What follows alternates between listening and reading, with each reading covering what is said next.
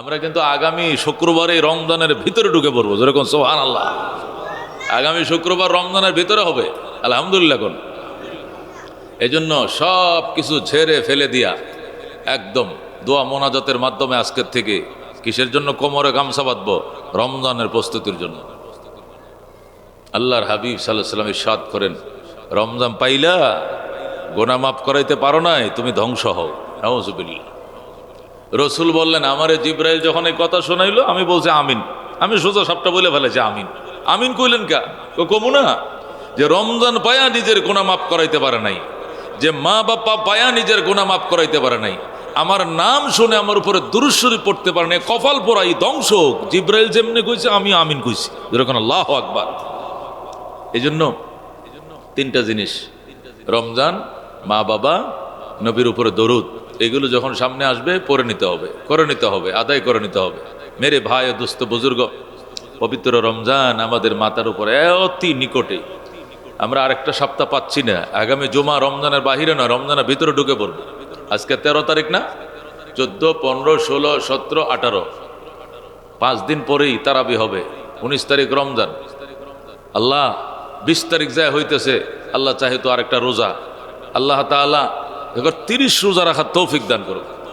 30টা তারাবি সহি সালামতে আল্লাহর ঘরে এসে খতমে তারাবিতে অংশগ্রহণ করার তৌফিক দান করো।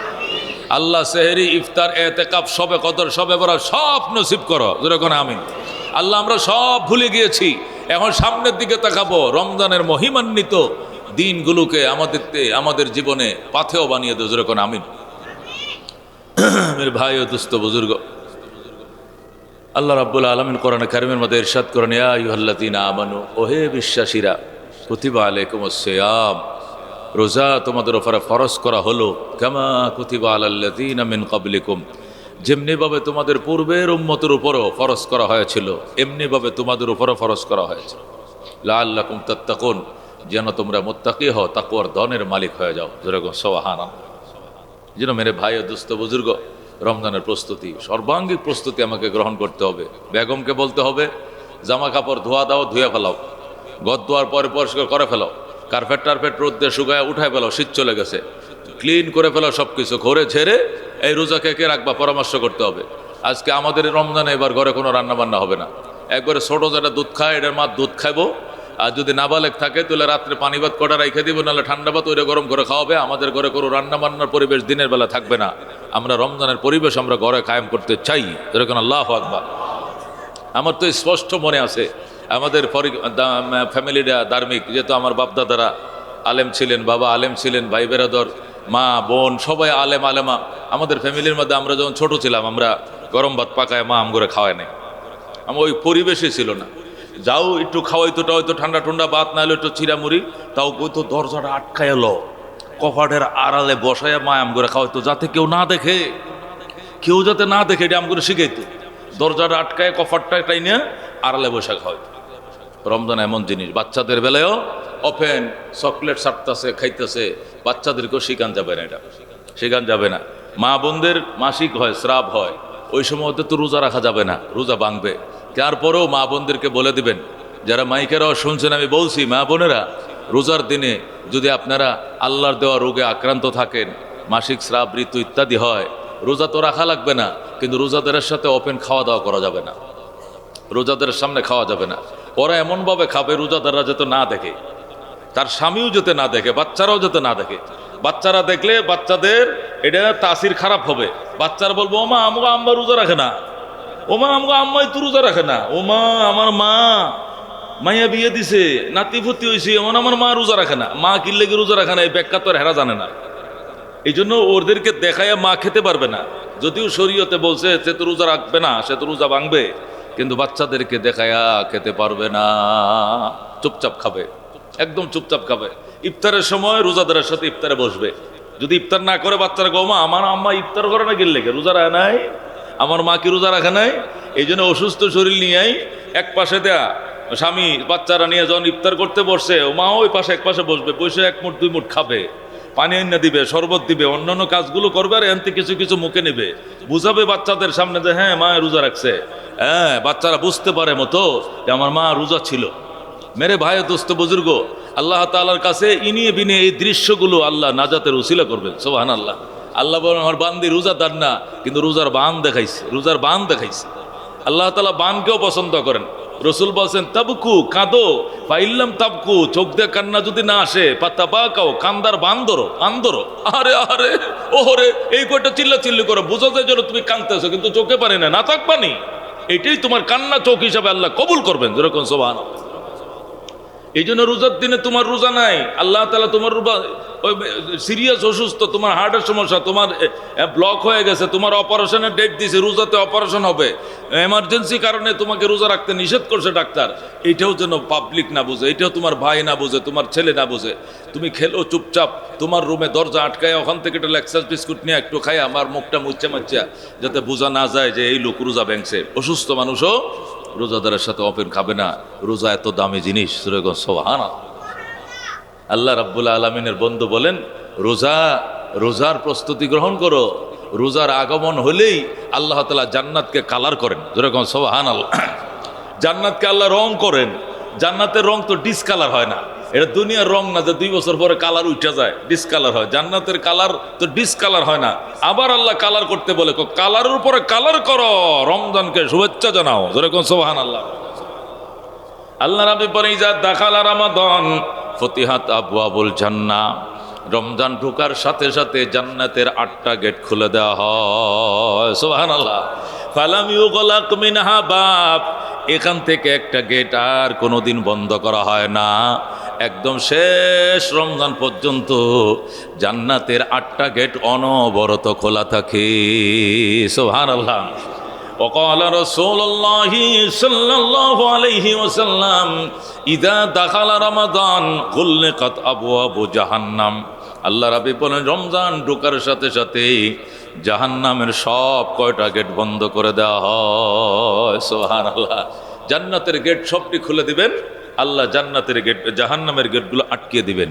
ফালাম ইউফতাহ মিনহা বাব, জাহান্নামের একটা গেট খোলা হয় না। গোটা রমজান ভর জাহান্নামের গেট তালা সিল গালা মারা, শুধু জান্নাতের গেট খোলা, রহমতের গেট খোলা, যেরকম আল্লাহু আকবার। হযরত সালমান ফারসি রাদিয়াল্লাহু তাআলা আনহু, যিনি 150 বছর বয়সে মাত্র মুসলমান হয়েছেন। সুবহানাল্লাহ। কত বছর বয়সে? 150 বছর বয়সে মুসলমান হয়েছেন। 260 বা 70 বছর বয়সে তিনি মারা গেছেন। কোন মতান্তরে আছে 350 বছর বয়সে মারা গেছেন। কোন কিতাবে লেখা আছে উনি 350 বছর হায়াত পাইছেন, কোনতে লেখা আছে 270 বছর হায়াত পাইছেন। উনি যখন মুসলমান হয় তখনই তার বয়স 130। সুবহানাল্লাহ। মানে সাহাবীদের মধ্যে এত বড় বয়স আর কোনো দ্বিতীয় সাহাবী পায় নাই। সাহাবীদের মধ্যে সালমানে ফারসির মতো বয়স কে পায় নাই? কোনো সাহাবী পায় নাই, সবচেয়ে বেশি বয়স পাইছে। আরে আমার নবী 63 বছর, আবু বকর 63, ওমর 63, উসমান 56, আলী হলো 52। মানে এটি তো শহীদ হয়ে গেছে অল্প বয়সে। আল্লাহ নবী নিজেও 63। আর সালমান যেদিন মুসলমান তখন বয়স 150, মারা যায় দিন 270, যেরকম সুবহানাল্লাহ। কি মনে করছেন এত সিনিয়র সাহাবী, বয়সের দিক থেকে সিনিয়র। সমস্ত নবীদের মধ্যে সবচেয়ে বেশি হায়াত পাইছেন কে? হযরত শুআয়ব আলাইহিস সালাম, 3600 বছর। সুবহানাল্লাহ। 3600 বছর। মূসা আলাইহিস সালামের শ্বশুর, উনি বয়সের দিক থেকে সমস্ত নবীদের মধ্যে উনি সিনিয়র, বয়সে সিনিয়র, এমনি মর্যাদায় সিনিয়র, রাহমাতুল লিল আলামিন, যেরকম সুবহানাল্লাহ। হযরত ইউসুফ আলাইহিস সালামকে আল্লাহ সৌন্দর্যের রাজা বানাইছেন, দাউদ আলাইহিস সালামকে আল্লাহ কণ্ঠের রাজা বানাইছেন, আর রাহমাতুল লিল আলামিনকে 12 মহল্লায় আল্লাহ তারা রাজা বানাইছেন, যেরকম সুবহানাল্লাহ। ওইদিন নরসিংদী মনোহরপট্টিতে ওয়াজ করলাম ইউসুফ আলাইহিস সালামের সৌন্দর্য সম্পর্কে। পরের দিন আমার ফোন দেখো, হুজুর সব সুন্দরের কথা যে ইউসুফ নবীর কয়ে গেলেন, আমগো নবী কি সুন্দর ছিল না?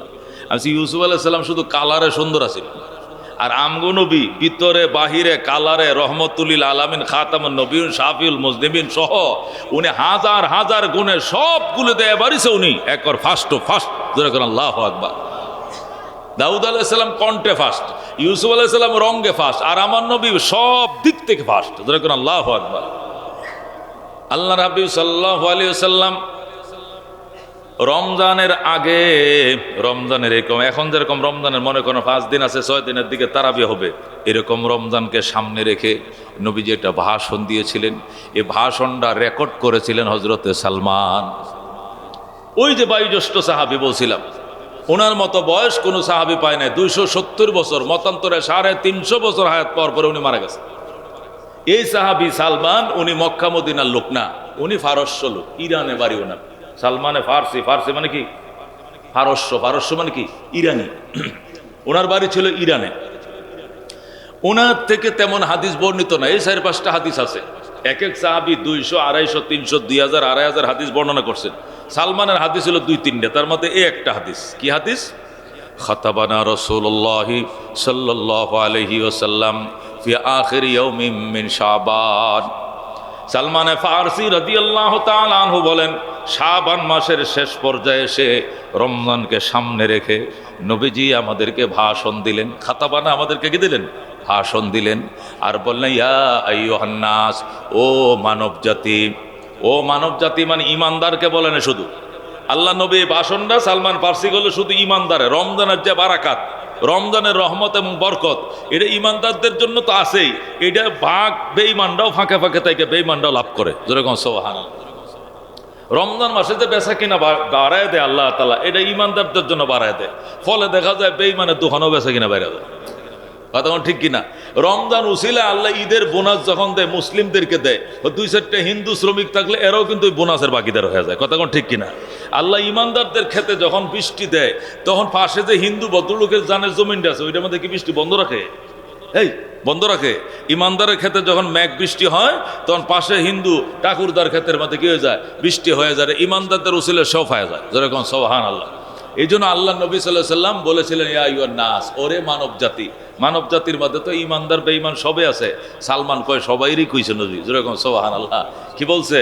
বলছি, ইয়া আইয়ুহান নাস, ওহে মানব জাতি, কাদ আযাল্লাকুম শাহরুন আজিমুন, কাদ আযাল্লাকুম শাহরুন আজিমুন। এর অর্থ হলো, নিশ্চয়ই তোমাদের মাথার উপরে ছায়া দান করছেন। 2-1 দিন পরেই, 2-4 দিন পরে তোমাদের মাথার উপরে ছায়া দিবে শাহরুন আজিমুন, এক মহান মাস। শাহরুন মানে মাস, আজিমুন মানে মহান। একটি মহান মাস 2-4 দিন পরে তোমাদের মাথার উপরে ছায়া দিবে, মানে এই মাসটা তোমাদের মাথার উপরে আসবে। যেরকম সুবহানাল্লাহ। এই মাসটা কেমন? নবী বলেন, শাহরুন মুবারাকুন, এই মাসটা অত্যন্ত বরকতের মাস। শাহরুন ফিহি লাইলাতুন খায়রুম মিন আলফি শাহর, এটা এমন মাস, এই মাসের মধ্যে আল্লাহ তাআলা এমন রাত্রের বরাদ্দ রেখেছেন যে রাত 1000 মাস থেকে উত্তম। সুবহানাল্লাহ। শাহরুন ফিহি লাইলাতুন, এটি এমন মাস যে মাসে লাইলাতুন, এমন একটি রজনী আছে, খায়রুম মিন আলফি শাহর, যেটা 1000 মাস থেকে উত্তম। যেরকম সুবহানাল্লাহ। নবী বলেন, জাআলাল্লাহু সিয়ামাহু ফারিদাতান, এই মাসের রোজাকে আল্লাহ তাআলা তোমাদের উপরে ফরজ করেছেন। কি করেছেন? ওই মাসের রোজাকে তোমাদের উপরে ফরজ করেছেন। ওয়া কিয়ামা লাইলিহি তাতাওয়া, এবং রাত্রে জাগরণকে তারাবি করাকে তোমাদের জন্য সুন্নত বানাইছেন। সুবহানাল্লাহ। তারাবি ফরজ না, তারাবি ওয়াজিব না, এটা সুন্নত। এটা কি? সুন্নাহ, নফল। জাআলাল্লাহু সিয়ামাহু ফারিজা। ওরে আরবরা, ওরে মানব জাতিরা শোনো, মুসলমান হলে তো রোজা রাখবা, বেঈমানরা হলেও শুনে রাখো, এই মাসের রোজাকে আল্লাহ ফরজ করেছেন। আর ওই মাসের তারাবি এবং অতিরিক্ত নফল ইত্যাদিকে আল্লাহ নফল সুন্নত বানাইছেন। ওহুয়া শাহরুন, আল্লাহর হাবিব সাল্লাল্লাহু আলাইহি সাল্লাম বলেন, মান ফাত্তারা ফীহি সায়মান মান আদ্দা বিহি ফিহি বিখাসলাতি মিনাল খায়র, ওই মাসের ভিতরে যদি কেউ তোমরা একটা নফল কান করো, কানা কামান আদ্দা ফারিজাতান ফিমা সিওয়া, অন্য মাসে ফরজ আদায় করলে যে সওয়াব পাওয়ার, এই সওয়াব ওই মাসে একটা নফল আদায় করার কারণে আল্লাহ তোমাকে দিবে। নবী বলছেন, মান আদ্দা ফিহে, এই মাসে যে ব্যক্তি আদায় করিবে, বিখাসলাতি মিনাল খায়র, যে কোনো একটা কল্যাণময় কাজ, একটা নফল কাজ এই মাসে যারা করবে, কানা কামান আদ্দা ফারিজাতান ফিমা সিওয়া, অন্য মাসে যেন সে ফরজ আদায় করলো, রমজানের বাহিরে একটা ফরজ আদায় করলে যে সওয়াব, রমজান মাসে একটা নফল আদায় করলে এই সওয়াব দিবে আমার আল্লাহ। সুবহানাল্লাহ। ওয়ামান আদ্দা ফিহি ফারিজাতান, আর যে ব্যক্তি ওই রমজান মাসে একটা ফরজ আদায় করলো, কানা কামান আত্তা সাবঈনা ফারিজাতান ফীমা সাওয়া, অন্য মাসে 70টা ফরজ আদায় করলে যে সওয়াব, এই সওয়াব দিবে আল্লাহ। সুবহানাল্লাহ। রমজানে যদি নফল আদায় করা হয় আল্লাহ ফরজের সওয়াব দিবেন, আর রমজানে যদি একটা ফরজ আদায় করা হয় 70টা ফরজ আদায়ের সওয়াব দিবেন আল্লাহ। সুবহানাল্লাহ। আল্লাহর হাবিব বোনাস ঘোষণা করছেন। মেরে ভাই ও দোস্ত বুজুর্গ, মেরে ভাই ও দোস্ত বুজুর্গ, বোনাস। আমার ড্রাইভারে এখন কমে গেছে, আগে বলতো হুজুর ওই সিএনজি ফার্ম থেকে গ্যাস লমো কিনলি গা, তুই খালি ওই সিএনজি কয়, হেনে গেলে একটা লাখ সাবান দেয়, একটা অ্যারোমেটিক সাবান দেয়, না হলে শতকরা 10 টাকা কম রাখে, বোনাসটা ধরে লই। সব ফার্ম থেকে নিলে তো আর ওইটা দেয় না, এখন এগুলো কমে গেছে। প্রথম সিএনজি ফার্ম যখন খুলছিল তখন আমি তো গাড়িতে চলি, মাহফিল টাফিল করি, খালি দৌড়াইয়া ওই ফার্মে যায়, সময় চলে যেতেছে, কিন্তু ওখানে যায় ধরবে, রিস্কের মধ্যে যাবে। কিনলি গা কজুর ওখানে কি দেয়, ফার্মে একটা তোয়ালি দেয়, একটা সাবান দেয়, না হলে 700 টাকার গ্যাস বললে 70 টাকা ফেরত দেয়, শতকরা 10 টাকা ডিসকাউন্ট দিয়ে দেয়। ডিসকাউন্টটা ধরার দরকার আছে না, শতকরা 10 টাকা ডিসকাউন্ট পাইতে ওখানে যাবে। আল্লাহু আকবার। যে দোকানে বেচা কিনা করলে ডিসকাউন্ট পাওয়া যায়, ডিসকাউন্ট পাওয়া যায়। সৌদি আরবে যায় দেখি এক দোকানে বোরকা 10 টাকা করে ডিসকাউন্ট লাগাইছে হজের সিজনে। মানে ওই দোকান তো খাইব, ওই দোকানের ডেস্ক টেবিল ওয়াল মনে হয় খামসায় লইয়া দেবো গা বাঙালিরা, হাজিরা এইভাবে ভিড় দিছে কি লিগা 10% ডিসকাউন্ট। ডিসকাউন্ট ধরার লেগে মাথা খাইয়া লাইতেছে, বিক্রি করে কোলাইতে পারতেছে না, টাকা নিয়ে কোলাইতে পারতেছে না, 10% ডিসকাউন্ট দিছে। আল্লাহ তাআলা আল্লাহ নবীকে বলেন 70% ডিসকাউন্ট দিছে আল্লাহ। জোরে কোন সুবহানাল্লাহ। রমজানে কত দিয়ে শুরু করছে? শুরুই তো 70 দেয়া। আল্লাহ তাআলা শুরু করছেন 70 দেয়া, শেষ হবে 700 দেয়া। জোরে কোন সুবহানাল্লাহ। রমজানের প্রথম 10 দিন 70% ডিসকাউন্ট, দ্বিতীয় 10 দিন 70%, তৃতীয় পর্ব যখন শুরু হয়ে যাবে শুরু হবে 700%। জোরে কোন সুবহানাল্লাহ। ইলা 700 জিয়াফিন, 700 গুণ পর্যন্ত একটা কোরআনের আয়াত তেলাওয়াত করবেন 21 তারিখ মসজিদে বৈশা, 700 আয়াত তেলাওয়াতের সওয়াব পাবেন। আর প্রথম তারিখ পড়বেন 70 আয়াত তেলাওয়াতের সওয়াব পাবেন। জোরে কোন সুবহানাল্লাহ। এই জন্য মেরে ভাই ও দোস্ত বুজুর্গ, নবীজির এই বক্তব্যটা আমাদের জন্য অত্যন্ত ফাতেহ, মনে রাখার মতো, আমলে আনার মতো, প্রস্তুতি নেওয়ার মতো। আল্লাহর হাবিব সাল্লাল্লাহু আলাইহি সাল্লাম বলেন ওয়াহুয়া শাহরুন, এটা এমন মাস, আউয়ালুহু রহমাতুন, এমন মাস তোমাদের মাথার উপরে ছায়া ঢালবে যে মাসের প্রথম 10 দিন রহমত। যেরকম সুবহানাল্লাহ। ওয়া আউসাতুহু মাগফিরাতুন, মাঝের 10 দিন তোমাদের গুনাহ মাফের কারণ মাগফিরাত। ওয়া আখিরুহু ইতকুম মিনান নার, আর শেষের 10 দিন তোমাদের নাম জাহান্নাম তালিকা থেকে কাটার মাস। যেরকম আল্লাহু আকবার। এই 3টা সওগাত, 3টা দাওয়াত নিয়ে রমজান আসতেছে। ওহুয়া শাহরুন আউয়ালুহু রাহমাতুন ওয়া আওসাতুহু মাগফিরাতুন ওয়া আখিরুহু ইতকুম মিনান নার। এটি এমন মাস, প্রথম 10 দিন রহমত, মাঝের 10 দিন মাগফিরাত, শেষের 10 দিন জাহান্নাম থেকে নাজাত নাজাত নাজাত। সুবহানাল্লাহ। আল্লাহ নবী সাল্লাল্লাহু আলাইহি সাল্লাম বলে হুয়া শাহরুস সবর, এটা ধৈর্যের মাস, এটা ধৈর্যের মাস। ধৈর্য ধারণ করতে হবে। তোমার পাশের লোকটা খায়, তুমি খেতে পারবা না। তোমার পাশের দোকান খোলা, তোমারটা খোলা থাকবে না। তোমার পাশের লোকটা পর্দার ভিতরে ঢুকছে, ইহা পর্দে কে আচ্ছে এহতেমাম হ্যাঁ লেখা আছে, এখানে পর্দার ভালো ব্যবস্থা আছে, এখানে চুরি করে চা বিস্কুট খাইলে কেউ দেখবে না। চায়ের দোকানদার পর্দা ঝোলায় রাখছে, আছে কি না? সুন্দর করে পর্দা ঝোলায় রাখে, চাচা আহেন, কেউ দেখতো না, আহেন পর্দে কে আচ্ছে হেতেমাম, পর্দার সুব্যবস্থা আছে। মেরে ভাই দোস্ত বুজুর্গ তখন মনকে বলতো, ও মন, এই কাপড়ের পর্দা তো আল্লাহর চোখে পর্দা দেওয়া যাবে না, আমার আল্লাহ কিন্তু দেখে। ওরে পাগল, তুই কোন আশায় বইসা রইলি? তুই পরে রোজা রাখবে, বাঁচবে নি আগামী বছর। কত সাথীদের জানাজা পড়লে, কত ক্লায়েন্ট কলিগদের জানাজায় শরীক হলে, তুই কোন আশায় বসে রইলে? তুই আরো বাঁচবে, পরে রোজা রাখবে, এবার খাই, সামনে রাখবো রোজা, এবার খাই। এই যে তুই খাইলে, নেক তো গুনাহ করলে, সিনাজুরি করলে, মুসলমানের সামনে বসে তুই খাইলে, বেঈমানদের ধিক্কার নিলে, বেঈমানরা বলবে এটা কেমন ধর্ম, এটা কেমন মুসলমান রোজার দিনে খানা খায়, পর্দা দিছে, আমরা না খাবো, আমরা বেঈমানরা খাবো, যে তো মুসলমান না দেখে। কিন্তু মুসলমানও দেখে আমগোর লগে বয়া বয়া খায়, আর কয় বিড়িটা দে, সিগারেটটা দে। মুসলমান ফাসেক, হিন্দুর থেকে সিগারেট টানে। জোরে কর নাউজুবিল্লাহ। আল্লাহর হাবিব সাল্লাল্লাহু আলাইহি সাল্লাম বলছেন হুয়া শাহরুস সবর, এটা ধৈর্যের মাস। নিজের পেটকে ধৈর্য ধারণ করাইতে হবে, নিজের নফসকে ধৈর্য ধারণ করাইতে হবে। স্ত্রী মিলামেশা করা যাবে না, সুন্দরী বউর দিকে তাকানো যাবে না। বলতে হবে রমজান মাসে তুমি ভালো আকর্ষণীয় কাপড় চোপড় পরবা না ইফতারের আগে। আল্লাহ তাআলা নিষেধ করেছেন।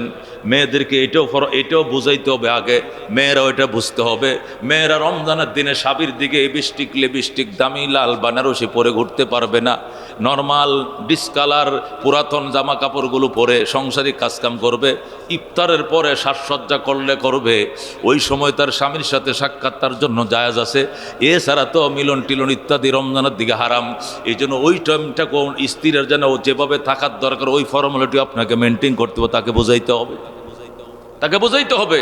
তুমি রমজানের দিন রোজা রাইখে তুমি টেডিবিডি সাজো কেন? ইফতারের পরে সাইজো, ইফতারের পরে তারাবির পরে ওই সময় তুমি সাজগুজ করিও। এটা দিনের বেলায় ঠিক নয়, এভাবে আকার ইঙ্গিতে তাকে এই ব্যাপারে তাকে নিষেধ করতে হবে, নিরুৎসাহিত করতে হবে। না তো বা তোমার বেকায়দাও ফেলতে পারে, তোমার রোজা ভেঙ্গেও দিতে পারে। শয়তান তো কাছের থেকেও ধোঁকা দেয়, দূরের থেকেও ধোঁকা দেয়। রমজানে শয়তানের পায়ে ভেরি লাগানো আছে, কিন্তু দূরের থেকেও তোমাকে ধোঁকা দিবে। হযরতে আদম ছিল জান্নাতে আর শয়তান ছিল জান্নাতের বাহিরে, কিন্তু ওই জানালা দিয়া বাহির থেকে আদমরে ধোঁকা দিয়া গন্ধম গাছের ফল খাওয়াইছে কিনা? তাহলে বোঝা যায় কাছে থেকেও ধোঁকা দেয়, দূরের থেকেও দেয় কিনা? দূরের থেকেও দেয়। জানালার বাহির থেকে আদমরে বুঝাইছে, আদম যে গাছের ফল খাইতে নিষেধ করছে, তুমি যদি জান্নাতে চিরদিন থাকতে চাও তাহলে খাও বেটা খাও। খায়া ফেলাইছে। খাওয়ার কারণে আদম দুনিয়াতে আইছে। এটা ভিন্ন এক ইতিহাস মেরে ভয়ে দুস্থ বুজুর্গ সুফিদাতি শায়াতিন। আল্লাহর হাবিব বলেন ইজা দাখালা রমাদান, রমজান যখন প্রবেশ করবে, সুফিদাতি শায়াতিন, শয়তানদেরকে কি করা হয়? বন্দি করে দেওয়া হয়। মারাদাতুল জিন্নে, এবং অবাধ্য জিনদেরকে শিকলাবদ্ধ করে দেওয়া হয়, শিকলাবদ্ধ করে দেওয়া হয়। শয়তানকে এবং জিনদেরকে শিকলাবদ্ধ শিকল দিয়ে তালা মেরে রাখা হয়। রমজানের বাহিরে যত পাপ করাইতে পারে, রমজানের ভিতরে এত পাপ করাইতে পারে না। কথা কোন ঠিক কিনা? তারপরও যারা 11 মাস নফসটাকে সাঁজ দিয়ে রাখছে, এত পরিমাণ পাপ করছে, রমজান মাসে যদি নিষ্পাপ থাকার চেষ্টাও করে, ওই সাঁজের কারণেও দেখা যায় ঘুরে। কথা কোন ঠিক কিনা? সাঁজ দিয়ে রাখলে ঘুরে কিনা? ফ্যানটা যদি সুইচ বন্ধ করেন তারপরেও তো 2 মিনিট ঘুরবে কিনা? সুইচ অফ, এরপরে তো থামতে সময় লাগবে, এরপরেও কতক্ষণ ঘুরবে কি লেগে? আগের তালে 11 মাস যে তালের মধ্যে উঠাইছিল নফসকে দুস্থ, এই তালে কিন্তু তোমার 2-4 দিন নফস তোমারে ঘুরাবে, ধোঁকা দিতে চেষ্টা করবে। এই জন্য স্ত্রীদের কাছে যাওয়া যাবে না, মারাদাতিল জিন। আল্লাহর হাবিব সাল্লাল্লাহু আলাইহি ওয়াসাল্লাম বলেন ওহুয়া শাহরুস সবর, রমজান মাস ধৈর্যের মাস। এর খাওয়ার ক্ষেত্রে ধৈর্য, দেখার ক্ষেত্রে ধৈর্য, শোনার ক্ষেত্রে ধৈর্য। নাজায়েজ জিনিস দেখা যাবে না। ফ্যামিলির সাথে পরামর্শ করে বলতে হবে, এই যে সুইচটা বন্ধ করলাম টিভির, এই যে রিমোটটা আমি তালা দিলাম, এই যে রিমোটটা তালা দিলাম, সুইচটা অফ করলাম, পর্দাটা দিয়া সুন্দর করে ডাকলাম, আলমারের ভিতরে ঢুকাইলাম, রমজানের খুলবে না। বা একটু সংবাদটা দেখবো না, একটু রাখো সংবাদটা, লাগতো না সংবাদ পেপার কিনবো না, নাহলে মোবাইলের মধ্যে সংবাদ পাওয়া যায়, সব এখন মোবাইলে পাওয়া যায়। তবু গো জাহান্নামের বক্সটা রমজানে খুলিও না। ওহ শাহরুস সাবর, এটা ধৈর্যের মাস। এইটুকু ধৈর্য যদি তুমি করতে না পারো, এই 36 ইঞ্চিরে তুমি বন্ধ করতে না পারো, তাহলে চোখ কিন্তু সারাদিন যে কষ্ট করে রোজাটা রাখছিলা, এটা তারাবির পরে সেহেরির আগে ধ্বংস করে দিবে। শয়তান তো নেক আমল করলে কত তাড়াতাড়ি ধ্বংস করবে, শয়তান পিছিয়ে লাইগে থাকে। হাজিরা আমি তো বলি হজে গেলে, হাজিরা হজ করে হজ শেষ হয়েছে, এখন বাংলাতে যাওয়ার জন্য মনে করেন ফ্লাইট দেরি আছে, আরো 1 সপ্তাহ পরে ফ্লাইট শিডিউল অনুযায়ী আটকা, এখন ওখানেই থাকে, যে তাদের জন্য যে হোটেল বাড়ি ভাড়া করছে ওখানে এসে থাকে। হাইরে ঝগড়া, এ জন্মের পরে এরকম ঝগড়া করে না, তখন এমন ঝগড়া সে করে, আজাইরা জিনিস ঝগড়া লাগে যায়, হাজি ঝগড়া লাগে। আমি বুঝতেই পারি না এটা কেন হবে। তখন কোরআন হাদিস গাইটা দেখি, সে অনেক সওয়াব কামাই করছে, আরাফায় গেছে, মিনায় গেছে, মুজদালিফায় গেছে। একজন হাজির হজ কবুল হয়েছে, আল্লাহ সব টিটি কবুল করছে, কিন্তু কবুলিয়ত নিয়ে যেন সে বাড়িতে ফিরতে না পারে, বিমানে উড়ার আগে ধ্বংস করার জন্য লাগাই দিছে। হজ শেষ হয়েছে, এখন কি করে জানেন? আচ্ছা ভাই, আপনি কয় টাকাতে আইসেন হজে? আমি আইসি 5.5 লাখ। কি? আমার তো 5,60,000 লিছে। 10,000 বেশি লইছে, তারা মালিবাগ যায় লই, এরে আমি সাইজ করবো। তুই কেমন বাপের বলে আমি কেমন বাপ, টেহাটা ফেরত দেয় নে। 10,000 টাকা হারামির বাচ্চা, এমন গালাগালি যা মুখ দেয়া আয় না সেইটাই সে কইতেছে, লেগে গেছে আজ রে। অথচ হজের বেলায় কোনো কথা নাই, প্রথম গেছে আল্লাহর ঘর দেখছে, আহারে তার মনের কি প্রশান্তি, খোদা কি 6 লাখ, কিন্তু যদি 20 লাখ দেওয়াইতাম তবু তো আমি ধন্য ছিলাম। আল্লাহ তোমার ঘর দেখছি, আল্লাহ আমি শুকরিয়া আদায় করি। আল্লাহ যে এজেন্সি আমার আনছে, আল্লাহ এর বাঁচাক, আল্লাহ এর আল্লাহ তুমি বাঁচায় রাখো। যে এজেন্সির মাধ্যমে আইসে আজকে আমি কি দেখলাম, তোমার ঘর দেখলাম। যদিও টাকাতে গেছেন, যদিও টাকাতে গেছেন, কিন্তু যে লোকের মাধ্যমে আপনি গেছেন তার কাছে আপনি কৃতজ্ঞ থাকতে হবে। টাকাতে গেছেন তাতে কি, তবু কৃতজ্ঞতা। আপনার বিয়ে আপনি করছেন, আপনার মহারানা আপনি দিয়েছেন, তবু যে ছেলেটা আপনাকে বউ ঠিক করে দিছে, উকিল, সে আপনার সম্মানের, তাকে সম্মান করতে হবে। আমাকে দেশে তো বাবাই ডাকে, বাবাই ডাকে, উকিল বাবা, বাবা ডাকন লাগতো না, তারপরেও সম্মানের, কারণ সে আপনার জীবনের একটা সঙ্গিনী, যাকে নিয়ে সারাটা জীবন মত পর্যন্ত দুনিয়াতে থাকবেন, সে আপনাকে দেখাই দিছে, সে মিলিয়ে দিছে, খুঁজ নিয়ে দিছে। এই জন্য আপনার বিয়ে আপনি করছেন, আপনার মহারণা আপনি দিয়েছেন, আপনার মেজবান আপনি কয়েছেন, আপনার উকিলে আপনি, সব তো আপনি দিয়েছেন। উকিল বেটা তো একটাও দেয় নাই, তারপর কৃতজ্ঞ কেন? জীবন সঙ্গীরা মিলিয়ে দেওয়ার ক্ষেত্রে তার একটা অবদান আছে। আপনার টাকাতে আপনি হজ করছেন, হে কি হি ফাললে আরো 10,000 টাকা লাভ করছে, 20,000 টাকা ব্যবসা করছে, তবু কৃতজ্ঞ থাকতে হবে। কেন?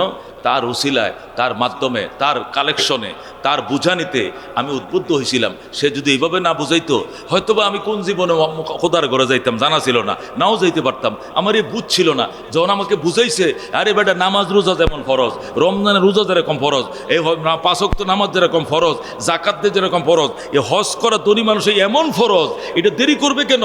এটা হায়াতের উপর ফরজ, হায়াতের 1 মিনিট ভরসা নাই। সুতরাং এটা এই বছরটা আগামী বছর হবে না, এই বছরে রেডি হ, তুই জমিন বিক্রি কর প্রয়োজনে, টাকা হইলে কি মানুষ হজ করতে পারে? এই আল্লাহর বন্দা যদি আমার পিছনে লাগিয়ে না থাকতো, না বুঝাইতো, আমি খোদার ঘর দেখতে, আল্লাহ তুমি মাফ করে দাও, এ তো দোয়া তার জন্য করছে। এই লোকটার বিরুদ্ধেই হজ শেষ হয়েছে। এখন তো সব কেমন নেক আমল, সব হজ, মক্কা মদিনা জিয়ারত, সব কিছু রিয়াজুল জান্নাহ, ফাতর সোমা দেওয়া শেষ। এখন শয়তান পিছনে এমন লাগছে। আচ্ছা ভাই, হেরতে বলি 5.5 নিছেন, আমার থেকে 5.60 নিছেন কেন? 10,000 টাকা বেশি কেন? টাকাটা কি বাংলাদেশে যায় দিবেন না এনে দিয়ে দিবেন? আমি একটু শুনতে চাই। এই যখন তার চেহারা পাল্টে গেছে, সে পুরো পোল্টি, তার চেহারায় পাল্টে গেছে, তার চোখের দিকে তাকানো যায় না। যে হেরেমের মধ্যে একবার সুবহানাল্লাহ বলে 1 লক্ষ সুবহানাল্লাহ সওয়াব, এখানে সে উল্টা লুঙ্গি তুললে গাইল দিতেছে, লুঙ্গি খুললে গাইল ফাটতেছে এমন ভাবে। একবার গালি দিলে এখানে 1 লক্ষ গালির কি আযাব, যেরকম নাউজুবিল্লাহ, তারা দেওয়ানা বানায় ফেলছে।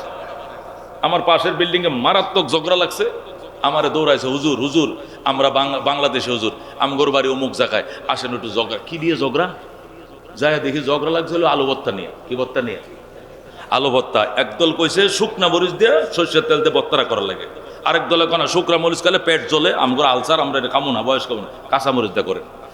এই শুকনা মরিচওয়ালা কাঁচা মরিচওয়ালার বিরুদ্ধে এমন লাগলো মনে হয় যেন পাঞ্জাবি সিরিয়ালায় হেরামের কাপড় সিরিয়ালায় বত্তা নিয়ে লাগছে। আমি যাই, হায় হারে হাই রে, খাওয়াই না রে, খাওয়াই না।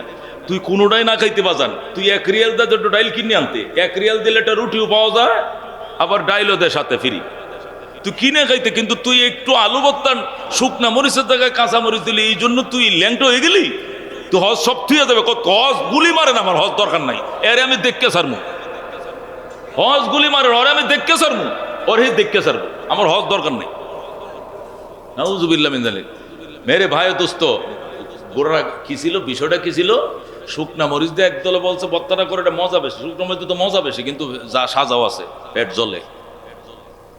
শুকনা মরিচ দিয়ে ভর্তা করলে কি হয়? পরবর্তী খাওয়ার সময় টেস্ট লাগে, শুকনা মরিচ সর্ষেতে পরে কিন্তু পেট জ্বলে। এই জন্য কিছু মুরব্বী হয়তো বুড়াড়ি যায়, না বাবা আমগোর লিভার টিভার দুর্বল, এটি জ্বলবো তোরা, কিন্তু জোয়ান ডে কর নাম শুকনা মরিচ দিয়ে করুন। মানে এজেন্সির মালিক কি বিপদে পড়ছে, পরে আমি সমাধান করলাম, অর্ধেকটা শুকনা মরিচ দিয়ে কর, অর্ধেকটা কাঁচা মরিচ দিয়ে কর, কইরা বাবা ঠান্ডা কর, তবু হস দিন নষ্ট। এমন ভাবে লাগছে ও তোর একদিন নাহলে আমার একদিন। হমা কি এই বত্তা নিয়ে খাস নাই জীবনে, খাও নাই জীবনে, এইগুলো মূর্খ মানুষের দিনদারি। মেরে ভাই দোস্ত বুজুর্গ, এই জন্য আল্লাহর হাবিব রমজান আগে বলছেন, ওহো শাহরুস সাবার, এটি ধৈর্যের মাস। শয়তান উস্কায় দিবে, ঝগড়া লাগাবে, ফ্যাসাদ তৈরি করবে, করা যাবে না। চোখ দিয়ে খারাপ জিনিস দেখা যাবে না, কান দিয়ে খারাপ জিনিস শোনা যাবে না, হাত দিয়ে খারাপ জিনিস ধরা যাবে না, চিন্তাও করা যাবে না। সর্বোচ্চ ভালো কাজ করার জন্য বদ্ধপরিকর হতে হবে। নবীজির ওসিয়ত রমজানের আগের জুমা রসুল ওসিয়ত করেছেন, যেরকম সুবহানাল্লাহ। আল্লাহ হাবিব বলেছেন, মান ফাত্তারা সায়মান, এই মাসে যদি তুমি রোজাদারকে ইফতার করাও, কান আলাহু মাগফিরাতান লিযুনুবিহি, আল্লাহ তোমার জীবনের গুনার জন্য মাগফিরাত করে দেবে, গুনাহ মাফ করে দিবে। ইতকু রাকবাতিহি মিনান নার, তোমার নাম যদি জাহান্নামে কাটা থাকে, লেখা থাকে, কেটে দিবেন নাম, যেরকম সুবহানাল্লাহ। ওয়া কান আলাহু মিসলু আজরিহি, এবং ওই ব্যক্তি যাকে ইফতার করাইলা সে রোজা রেখে যে সওয়াব পাইল, তুমি পূর্ণাঙ্গ একটা রোজার সওয়াব অতিরিক্ত তুমি পেয়ে গেলা। মিন গাইরি আইয়ানকুসা মিন আজরিহি শাইউন, এতে করে রোজাদারের রোজার বিনিময় কমবে না। মানে তুমি তাকে ইফতার করায় যে রোজার সওয়াব পাইতেছো, এতে কি রোজাদারের রোজা কমে যাবে কিনা? না, তার রোজার সওয়াব তারটা তার থাকবে, আল্লাহ তোমাকে একটা রোজার সওয়াব দিয়ে দিবে। সুবহানাল্লাহ। এটা নবী কেন বলছেন? অনেকেই আবার কারো বাড়িতে ইফতার করতে চায় না। ও মা, এত কষ্ট করে রোজাটা রাখছি, আর তুমি করে ইফতার করতাম, আমার রোজাটা তুমি লয়ে যাইতা, আমি পাও। হ্যাঁ, মনে করছি কি আরেকজনে ইফতার করালে সওয়াব হেতে লয়ে যাব, আমার রোজা হাকুল্লা, আমার রোজা হাকুল্লা, হাকুল্লা বুঝুন তো নাই, সওয়াব নাই। নবী কলা মিন গাইরি আইয়ানকুসা মিন আজরিহি শাইউন, এতে করে রোজাদারের রোজার বিনিময় বিন্দু পরিমাণ কমবে না, যেরকম সুবহানাল্লাহ। তার রোজার সওয়াব সে পাবে, তুমি ইফতার রোজাদারকে ইফতার করে তুমি সওয়াব পাইবে, যেরকম সুবহানাল্লাহ। কালু, রাসূলুল্লাহ সাল্লাল্লাহু আলাইহি ওয়াসাল্লামের সাহাবীরা বললেন, লাইসা কুল্লুনা নাজিদু মা নুফাত্তিরু বিহি সায়ম, নবী গো, আমাদের অনেকের তো এই সামর্থ্য নাই কোনো রোজাদারকে ইফতার করার মতো, নিজের ঘরে ভাত নাই, কি দিয়ে খাবো চিন্তা করতে পারতেছি না, রোজাদারকে ইফতার করার মতো সামর্থ্য তো আমার নাই। আল্লাহর হাবিব তখন বলছেন, উম্মত রে, ইউতিল্লাহু হাযা সাওয়াবা, এই সওয়াব আল্লাহ দান করবেন, মান ফাত্তারা আলা মাজগাতি লাবানিন, তুই ছাগল বকরি একটা নাই, ছাগল আছে, এক গ্লাস দুধ দিয়ে যদি ইফতার করস, আও তামরাতিন, অথবা একটা খেজুর দিয়ে ইফতার করস, খেজুরও নাই, দুধও নেই, গাই ফালি না, ছাগল নাই আমার, আমি গরিব, ভিক্ষা করে খাই, আও শরবাতে মিন মা, বাজান রে, কুয়ার থেকে এক বালতি পানি উঠায়, এখান থেকে এক গ্লাস পানি কি দিতে পারবে না? এটা পারো, পানি তো অন্যের বাড়ির টিউবওয়েল থেকেও আনা যায়, এক গ্লাস সাদা পানিতেও যদি একটা প্রতীককে ডাইকে বলো, ভাই ইফতার করে যান এক গ্লাস পানি দিয়া, এক গ্লাস পানিতে যদি ইফতার করাও, তবু আল্লাহ তোমাকে জাহান্নাম থেকে নাম কেটে দিবে, জীবনের গুনাহ মাফ করে দিবে, যেরকম সওয়াব। মেরে ভাই ও দোস্ত বুজুর্গ, আর কেমনে বলতো নবী, আর কেমনে উপহার দিত নবী উম্মতকে, বোনাস। এই জন্য রমজান কিন্তু আগামী রোজা, আগামী শুক্রবারের বয়ানের আগে কিন্তু আমাদের ইফতার দুইটা হয়ে যাবে। কয়টা হয়ে যাবে? এই দুই ইফতারের মধ্যে যেন আমরা বঞ্চিত না হই। আমার টাকা দিয়া, আমার ইনকাম দিয়া দুই একজন রোজাদার ডেলি যেন ইফতার করে, এমন ব্যবস্থা করবেন, এমন ব্যবস্থা করবেন। কিভাবে করবেন? মসজিদে 3000 টাকা দিয়েছেন, কথার কথা, মুয়াজ্জিন সাহেব, নাহলে কমিটি সেক্রেটারি সাহেব, না সভাপতি সাহেব, নাহলে ইমাম সাহেব, আমি 3000 টাকা দিলাম, শর্ত হলো এখান থেকে প্রতিদিন 100 টাকা খরচ করবেন। 100 টাকা? একদিনে 3000 টাকার ইফতার আপনারা করবেন না, আরও যারা দিবে ওদেরটিও নেবেন, আমার থেকে 100 টাকা ডেলি ইউজ করবেন। আমি 30 দিনে 300 টাকা দিলাম। আপনাদের ইফতারির মধ্যে আমারটা দিয়ে খেজুর কিনেন, মুড়ি কিনেন, বুট কিনেন, জিরাই কিনেন, আমি ডেলি চাই আমার ইফতার আপনাদের সাথে শরীক হোক। আমি গুনাহগার, আপনাদের ইফতারে একটু হাত রাখলাম, যেরকম সুবহানাল্লাহ। তাহলে একটা মসজিদে, এইখানেই বলি কথা নয়, একটা মসজিদে 500-700 1000 টাকা 1200 টাকা, আমাদের মসজিদে তো 2500-3000 টাকা ডেলি ইফতার লাগে। কয় হাজার টাকা লাগে? 2-3, আমাদের 80,000 টাকা লাগে সারা রমজানে ইফতারের খরচ। সুবহানাল্লাহ। যদিও আমাদের আল্লাহর দুই একজন পিয়ারা বন্দা আমার মুসল্লিদের মধ্যে, কমিটির মধ্যে এমন আছে যারা বলে দিছে, আমার হুজুর দরকার নাই, কেউ দিলে দেখ নালে নাই, আমরাই চালাই দেবো, দুইজনে। আল্লাহ তাদেরকে কবুল করুক, তাদের হালালে বরকত দেখ। এরপরও দিতে পারেন, এখানে দিলেন না, আপনার এলাকায় পাঠান, বিকাশ করে পাঠান, যে আমাদের বাড়ির মসজিদে ইমাম সাহেবের জন্য আমারে 3000 টাকা দিয়াবি, আর বলবে প্রতিদিন যেন 100 টাকা খরচ করে। গ্রামের মসজিদে 100 টাকা পাইলে অনেক কিছু, অনেক কিছু। পারলেন না 100 টাকা, 1500 টাকা পাঠাইলাম, ইমাম সাহেবরে 1500 টাকা দিয়ে আমার সালাম কবে, আমার জন্য দোয়া করতে কবে, আর বলবে ডেলি যেন থেকে 50 টাকা খরচ করে। 30 দিন আমার ইফতারের মাঝে তারা পার্সোনাল বাড়ির থেকে ইফতার আসবে মসজিদে, আর মুসল্লিরা খাবে, আমারটাও যেন ইউজ করে এভাবে। অথবা খেজুর কিনে দিয়ে দিলেন, অথবা একটা রুয়াবজার শরবত কিনে দিয়ে দিলেন, অথবা এতিমখানা 1 বস্তা বুট কিনে দিলেন। কতভাবে হইতে পারে, কতভাবে হইতে পারে, যেভাবে হোক সব বুঝায় দেওয়া যাবে না। ইফতার করতেছেন দোকানে, আশপাশে দোকানদার আছে, ল দোস্ত আমরা একসাথে ইফতার করি। আপনি আর ইফতার করার সব পাবেন, সে আপনাকে ইফতার করার সব পাবে, সে ওকে ইফতার করছে, পাঁচজনে একসাথে ইফতার করবেন, পাঁচজনকে ইফতার করার সব আল্লাহ তাআলার দরবারে লিখে দিবেন। যেরকম সবাই এই জন্য আল্লাহর হাবিব বলছেন, তোমার ইনকাম দ্বারা যেন ডেলি একটা রোজাদার কমপক্ষে ইফতার করে, এই ব্যবস্থা তুমি করে রাখবে। আল্লাহ তাআলা আমল করার তৌফিক দান করুক, আমিন। সময় অনেক হলো, আজকে আর নয়। আল্লাহ তাআলা আমল করার তৌফিক দান করুক। রমজানের প্রস্তুতি গ্রহণ করবেন, একদম সব কিছু ভুলে গেলে ছেড়ে এখন রমজান আমাদের মাথার উপরে, ওই দিকে মনোনিবেশ দিয়া, আত্মনিয়োগ দিয়া দুনিয়ার অন্যান্য সকল থেকে ফারেক হয়ে যান। আল্লাহ তাআলা কবুল করুক, আমিন। আসসালামু আলাইকুম ওয়া রাহমাতুল্লাহ।